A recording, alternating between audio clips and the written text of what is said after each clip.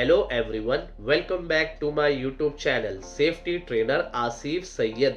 आज के इस वीडियो में हम लोग बात करने जा रहे हैं होल वॉचर के बारे में। तो बिना किसी देरी के आइए वीडियो को शुरू करते हैं। हमारा सबसे पहला क्वेश्चन है, होल वॉचर कौन है? Who is a hole watcher?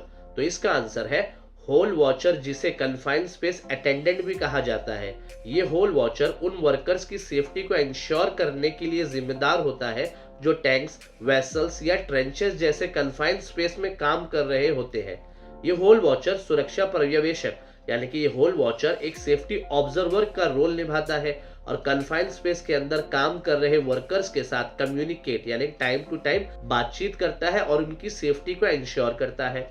हमारा दूसरा क्वेश्चन है, होल वॉचर की जिम्मेदारियां क्या है? What are the responsibilities of a hole watcher?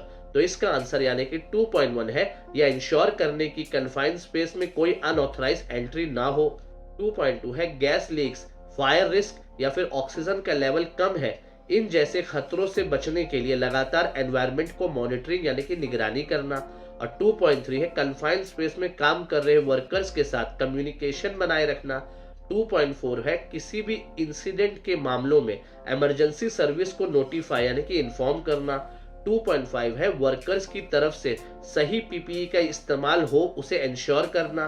और 2.6 है, कन्फाइंड स्पेस के अंदर हैजार्डस एक्टिविटीज को प्रिवेंट करना यानी रोकना। और 2.7 है, वर्कर्स के कन्फाइंड स्पेस के अंदर जाने और बाहर आने का टाइम कन्फाइंड स्पेस लॉगबुक या फिर कन्फाइंड स्पेस लॉगशीट में रिकॉर्ड करने की जिम्मेदारी होती है।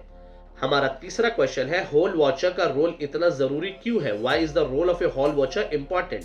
तो इसका आंसर है, होल वॉचर कन्फाइंड स्पेस में एक्सीडेंट को रोकने और वर्कर्स की सेफ्टी इंश्योर करने में महत्वपूर्ण भूमिका यानी कि क्रिटिकल रोल निभाता है। और ये फायर वॉचर इमरजेंसी सिचुएशन में फर्स्ट पॉइंट ऑफ कांटेक्ट की तरह एक्ट करता है।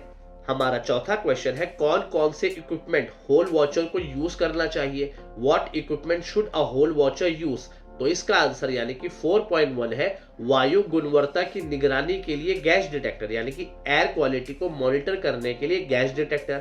4.2 है, बातचीत करने के लिए कम्युनिकेशन डिवाइस जैसे कि वॉकी टॉकी। 4.3 है, कन्फाइंड स्पेस के अंदर जाने और बाहर आने वाले वर्कर्स की डिटेल्स को रिकॉर्ड करने के लिए लॉगबुक या फिर लॉगशीट भी कहते हैं। और 4.4 है, पर्सनल प्रोटेक्टिव इक्विपमेंट्स यानी कि पीपीई। हमारा पांचवा क्वेश्चन है, इमरजेंसी हो जाने पर एक होल वॉचर को क्या करना चाहिए? What should a hole watcher do during an emergency? तो इसका आंसर यानी कि 5.1 है, कन्फाइंड स्पेस के अंदर काम कर रहे वर्कर्स को अलर्ट करना। 5.2 है, सेफ्टी टीम और इमरजेंसी सर्विसेज को नोटिफाई करना यानी इन्फॉर्म करना। और 5.3 है, बिना प्रॉपर ट्रेनिंग या इक्विपमेंट के कन्फाइंड स्पेस में किसी को भी एंट्री ना देना और साथ ही साथ इस चीज को भी इंश्योर करना कि एक फायर अटेंडेंट यानी कि एक होल वॉचर कभी भी कन्फाइंड स्पेस के अंदर नहीं जाएगा, वो हमेशा उसके एंट्रेंस के बाहर ही खड़ा रहेगा। हमारा सिक्स्थ क्वेश्चन है, कन्फाइंड स्पेस का मतलब क्या है? What is the meaning of A confined space? तो इसका आंसर है, कन्फाइंड स्पेस एक एनक्लोज या पार्सली एनक्लोज यानी कि बंद या फिर आधा बंद एरिया है जहां एंटर होना या एग्जिट होना लिमिटेड होता है। ज्यादातर एक ही एंट्रेंस और एग्जिट होता है, जैसे कि टैंक, साइलो या ट्रेंच। इसके ऊपर मैंने एक बहुत ही प्यारा वीडियो बनाया हूं, आप जाके कन्फाइंड स्पेस के सीरीज में मेरे देख सकते हैं। हमारा सातवां क्वेश्चन है, होल वॉचर के लिए एडिशनल टिप्स क्या है? What are the additional tips for a hole watcher? तो इसका आंसर यानी कि 7.1 है, हमेशा अलर्ट रहे और कन्फाइंड स्पेस को बिना निगरानी के ना छोड़े। मतलब उस जगह को कन्फाइंड स्पेस के बाहर खड़े रहने का उसका काम है, तो उस जगह को छोड़ के कभी भी ना जाए। और अगर जा भी रहा है किसी वजह से, मान लो टॉयलेट करने या किसी भी वजह से, तो दूसरे फायर वॉचर को बुलाए, वो उधर आ जाए, उसके बाद में जाए। और 7.2 है, गैस डिटेक्टर्स और कम्युनिकेशन डिवाइस को रेगुलर इंस्पेक्ट करें। और 7.3 है, सेफ्टी प्रोटोकॉल्स के साथ खुद को अपडेट करें। हमारा आठवां क्वेश्चन है, एक होल वॉचर कन्फाइंड स्पेस के अंदर काम कर रहे वर्कर के साथ कैसे संवाद करेगा यानी कम्युनिकेट करेगा? How does a hole watcher communicate with workers inside a confined space?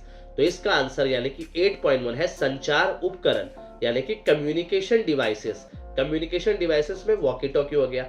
अगर कन्फाइंड स्पेस में सिग्नल ट्रांसमिशन का इस्तेमाल हो सकता है तो होल वॉचर और वर्कर्स विस्फोट रोधी यानी कि एक्सप्लोशन प्रूफ वॉकी टॉकी का इस्तेमाल करते हैं। 8.2 है हार्डवायर संचार प्रणाली यानी कि हार्डवायर कम्युनिकेशन सिस्टम। ऐसे एनवायरनमेंट में जहां रेडियो सिग्नल काम नहीं कर सकता, जैसे मेटेलिक टैंक या अंडरग्राउंड स्पेसेस में, तो ऐसी जगह पर हार्डवायर कम्युनिकेशन सिस्टम को इंस्टॉल किया जाता है। और ये HWCS यानी कि हार्डवायर कम्युनिकेशन सिस्टम में हेडसेट्स और लंबी केबल्स लगी हुई होती है, जिससे क्लियर कम्युनिकेशन इंश्योर हो सके। 8.3 है दृश्य संकेत यानी कि विजुअल सिग्नल। कुछ मामलों में वर्कर्स हैंड सिग्नल्स या फिर रोप टक्स जैसे विजुअल कम्युनिकेशन का इस्तेमाल करते हैं थ्रू ओपन एक्सेस पॉइंट या फिर व्यू पोर्ट से। 8.4 है अलार्म प्रणाली यानी कि alarm system. Worker emergency situation के दौरान गैस डिटेक्शन या फिर हेल्थ इश्यूज होने पर होल वॉचर को अलर्ट करने के लिए पोर्टेबल अलार्म डिवाइस को कैरी करते हैं। 8.5 है बडी सिस्टम।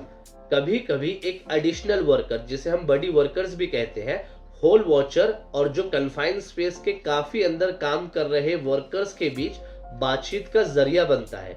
अब मैं आपको एक हाइपोथेटिकल सिचुएशन देता हूँ, मतलब एक कहानी बना के समझाता हूँ। मान लो एक कन्फाइंड स्पेस है, कोई भी लंबा सा पाइप है, ट्रेंच है, कुछ भी है। उसके बाहर एक कन्फाइंड स्पेस अटेंडेंट यानी कि होल वॉचर खड़ा हुआ है। वो बाहर ही खड़ा रहेगा, उस जगह को छोड़ के वो नहीं जा सकता। यहाँ तक कि वो कन्फाइंड स्पेस के अंदर भी जाना उसके लिए ममनू यानी कि मना है, वो बाहर ही खड़ा रहेगा।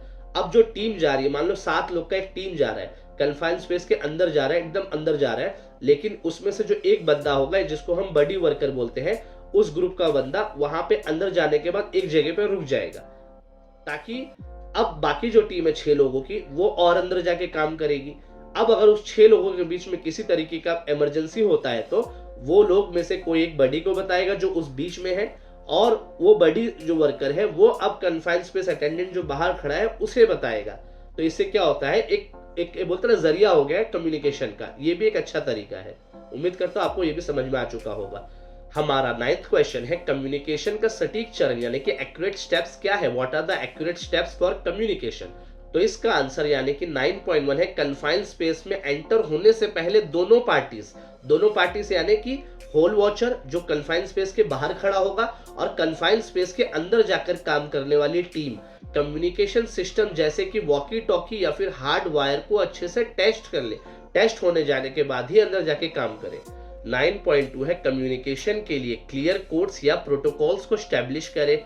एग्जाम्पल के तौर पर 3 बीप्स का मतलब है इमरजेंसी, जैसे 3 बार रस्सी को खींच रहा है वो वर्कर अंदर से, तो उसका मतलब हो जाता है इमरजेंसी। 9.3 है होल वॉचर डिवाइसेस को लगातार मॉनिटरिंग करता है और किसी भी अलर्ट्स पर तुरंत रिस्पॉन्ड देता है। उम्मीद करता हूं आपको होल वॉचर का कॉन्सेप्ट बहुत ही अच्छी तरीके से समझ में आ चुका होगा। इस वीडियो को देखने के लिए बहुत बहुत शुक्रिया। अगर आपको मेरा ये वाला वीडियो पसंद आया तो लाइक बटन को दबाना बिल्कुल भी ना भूलें। चैनल को सब्सक्राइब और बेल आइकन को प्रेस कर लें ताकि और भी ऐसे इंपॉर्टेंट टॉपिक्स आपको मिलते रहें। तो मिलते हैं किसी और वीडियो में किसी और न्यू टॉपिक के साथ। तब तक के लिए goodbye and take care.